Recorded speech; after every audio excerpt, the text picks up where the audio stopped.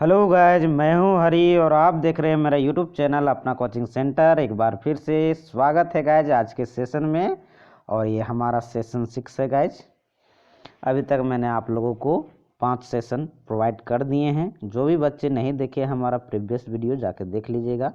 Video section में साथ में प्लेलिस्ट में लूसेंट जीके के नाम से प्लेलिस्ट बना हुआ है, वहाँ आप लोग को मिल जाएगा गाइज। तो चलिए स्टार्ट करते हैं आज का सेशन गाइज। उससे पहले गाइज, अगर आप हमारे चैनल पर नए हैं तो चैनल को सब्सक्राइब जरूर कर लीजिएगा, साथ में बेल आइकन की घंटी भी ऑन कर लीजिएगा। और अगर आप लोगों को इनका पीडीएफ चाहिए फ्री ऑफ कॉस्ट तो हमारा टेलीग्राम चैनल अपना कोचिंग सेंटर के नाम से चलता है, जरूर ज्वाइनिंग कर लीजिएगा।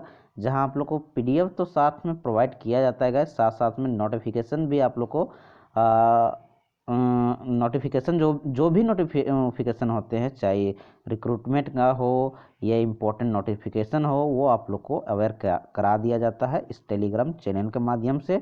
और साथ में जो भी एक्स्ट्रा नोट्स होते हैं वो भी शेयर कर दिया जाता है गाइज। तो जरूर ज्वाइनिंग कर लीजिएगा हमारा चैनल। और चलिए स्टार्ट करते हैं आज का सेशन गाइज। पहला क्वेश्चन है हमारा गाइज, वैशेषिक दर्शन के प्रतिपादक हैं कौन है, ये आप लोग को बताना है। यानी कि वैशेषिक दर्शन जो है किसने लिखे हैं ये आप लोग को बताना है।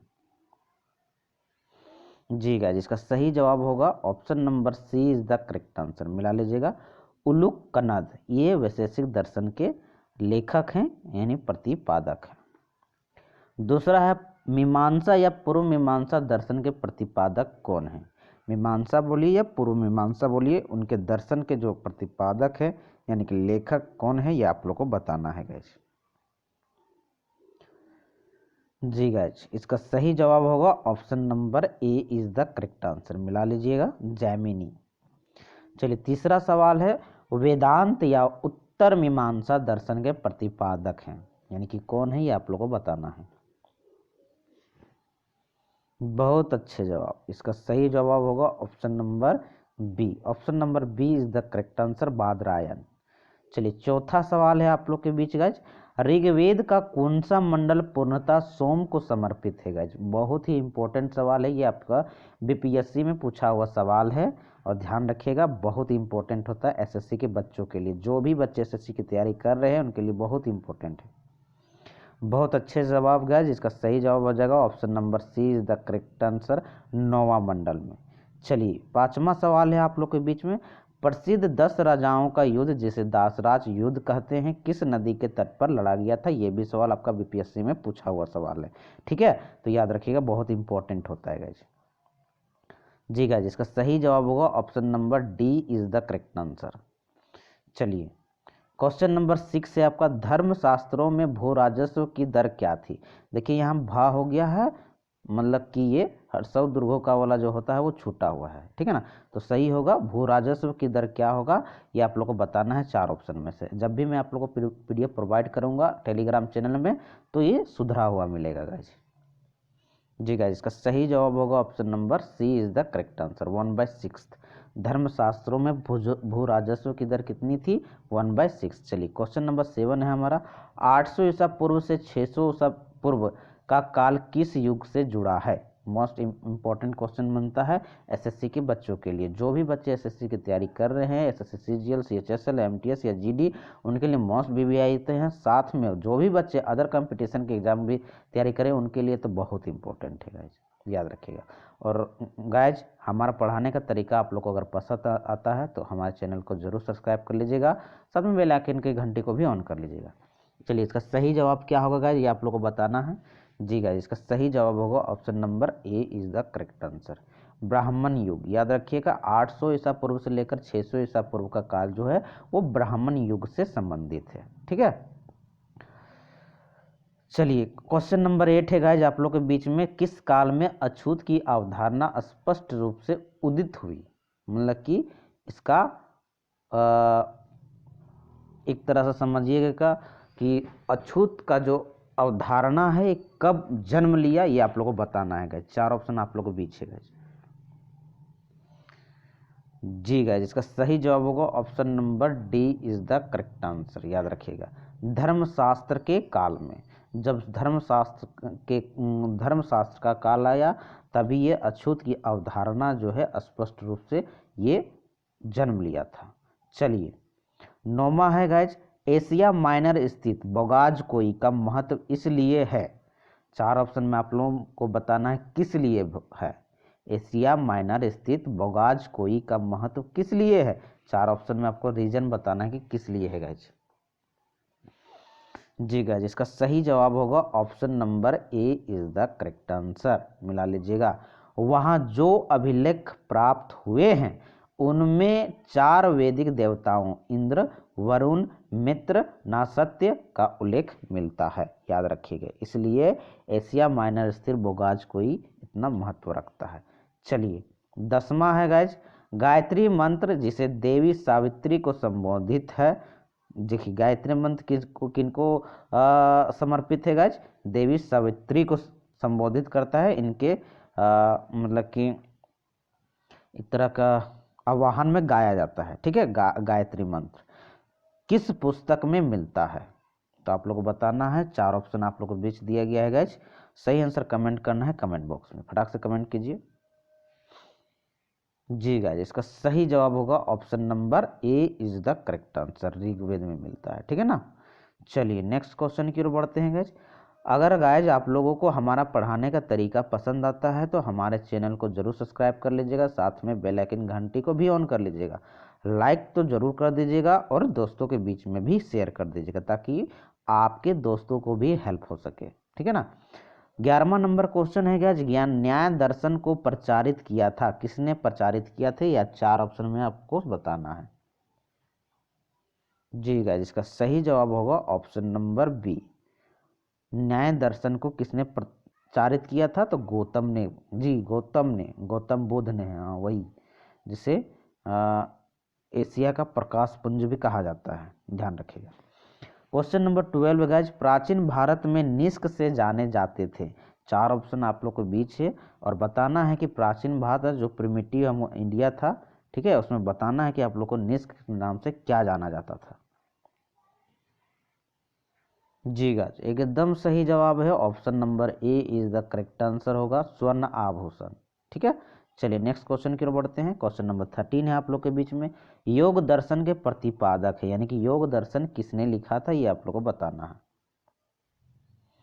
बहुत ही अच्छे जवाब है गाइस, एकदम सही जवाब है option A is the correct answer होगा, पतंजलि, ठीक है। पतंजलि प्रोडक्ट आप लोग यूज भी करते होंगे, याद रखिएगा। तो ये बाबा रामदेव जो पतंजलि प्रोडक्ट लेकर आए हैं योग, तो वही योग दर्शन के प्रतिपादक कौन है, पतंजलि। चलिए क्वेश्चन नंबर 14 है आप लोग के बीच में, उपनिषद पुस्तकें हैं, ये 4 ऑप्शन में से बताना है किस पर है गाइज। उपनिषद पुस्तकें किस पर है। जी गाइज, एकदम सही जवाब होगा option number D is the correct answer, दर्शन पर है। चलिए नेक्स्ट क्वेश्चन की ओर बढ़ते हैं। 15 नंबर क्वेश्चन है आप लोग के बीच में, आरंभिक वैदिक साहित्य में सर्वाधिक वर्णित नदी है। आरंभिक वैदिक साहित्य में सर्वाधिक वर्णित नदी है, यानी कि सबसे ज्यादा बार उल्लेख किस नदी का हुआ है। 4 ऑप्शन आप लोग के बीच है, सही आंसर कमेंट करना है कमेंट बॉक्स में। जी गाइस, इसका सही जवाब होगा option number A is the correct answer, Sindhu नदी, याद रखिएगा। चलिए क्वेश्चन नंबर 16 है आप लोग के बीच में, उपनिषद काल के राजा अश्वपति शासक थे, कहाँ के शासक थे ये बताना है। उपनिषद काल के राजा अश्वपति शासक थे, किस जगह के शासक थे। 4 ऑप्शन में सही आंसर कमेंट करना है कमेंट बॉक्स में। जी गाइस, बिल्कुल सही जवाब option B is the correct answer होगा, कक्कई के, याद रखिएगा। चलिए नेक्स्ट क्वेश्चन की ओर बढ़ते हैं। क्वेश्चन नंबर 17 है गाइज हमारा, अध्यात्म ज्ञान के विषय में नचिकेता और यम का संवाद किस उपनिषद में प्राप्त होता है। क्वेश्चन को बहुत बारीकी से समझिएगा और ऑप्शन 4 आप लोग को दिए गए हैं, 4 में से सही आंसर कमेंट करना है कमेंट बॉक्स में। जी एकदम सही जवाब होगा option number C is the correct answer, Upanishad में, ठीक है। कंठ उपनिषद में जो है आपको ये बताया गया है कि नचिकेता और यम का जो संवाद है वो कंठोपनिषद में मिलता है।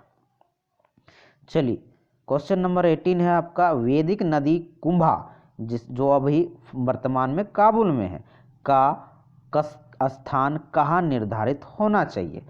तो बताना है कि ये काबुल कहाँ पड़ता है गाइज, किस देश में पड़ता है। जी गाइज, मोस्टली बच्चे ने सही आंसर कमेंट किए होंगे, ये पूरी उम्मीद करता हूँ। Option A is the correct answer होगा। अफगानिस्तान देश में है, क्योंकि अफगानिस्तान आप लोगों को पता है काबुल जो है किसकी राजधानी है, अफगानिस्तान के। ऑप्शन ए सही जवाब होगा। ठीक है, चलिए क्वेश्चन नंबर 19 है गाइज। कपिल मुनि द्वारा प्रतिपादित दार्शनिक प्रणाली है। कपिल मुनि द्वारा प्रतिपादित दार्शनिक प्रणाली है, कौन दार्शनिक प्रणाली है, ये आप लोगों को बताना है 4 ऑप्शन में से।